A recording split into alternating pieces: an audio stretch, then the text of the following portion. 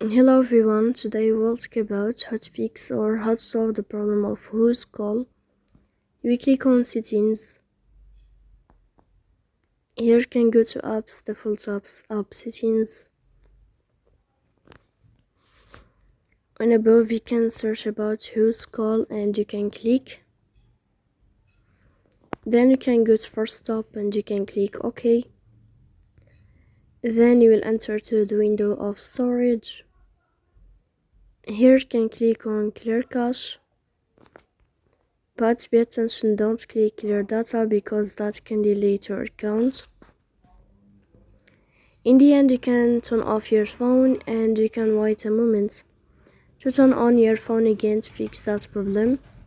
So please don't forget to support us by like and subscribe. See you next time in another video.